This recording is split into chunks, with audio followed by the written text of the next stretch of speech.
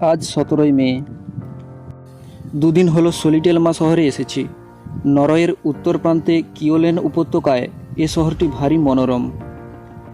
আশেপাশে তামার খনি রয়েছে, আর শহরের পশ্চিম দিকে প্রহরীর মতো দাঁড়িয়ে রয়েছে সলিটেলমা পর্বতশৃঙ্গ।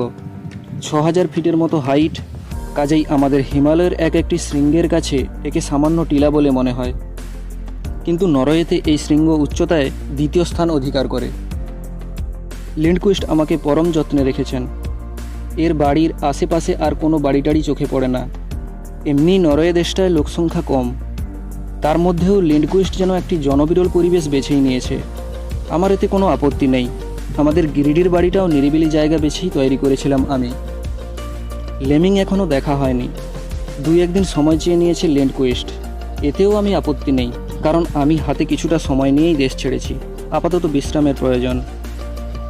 ট্রাড মাছ খাচ্ছি আর খুব ভালো চিজ খাচ্ছি। সব মিলিয়ে বেশ আরামে আছি। তবে লিন্ডকুইস্টের একটা বাতি মাঝে মাঝে কেমন যেন অস্বস্তি সৃষ্টি করে। সে আমার দিকে প্রায় একদৃষ্টে চেয়ে থাকে।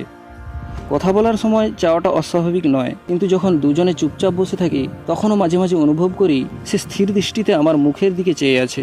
আজ সকালে এর কারণটা জিজ্ঞেস না করে পারলাম না। লিন্ডকুইস্ট বিন্দুমাত্র অপ্রস্তুত না হয়ে বলল, কোনো লোকের পোর্ট্রেট করার আগে কিছুদিন যদি তাকে ভালো করে দেখা যায়, তাহলে মূর্তি গড়ার সময় শিল্পীর কাজ সহজ হয়ে যায়, এবং যার পোর্ট্রেট হচ্ছে তাকেও আর একটানা বেশিক্ষণ পাথরের মতো দাঁড়িয়ে বা বসে থাকতে হয় না।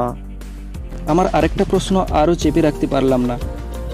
বললাম, আপনার পুতুলগুলি কবে দেখাবেন? বড় কৌতূহল হচ্ছে কিন্তু। লিন্ডকুইস্ট বলল, পুকুরগুলো ধুলো পড়েছে।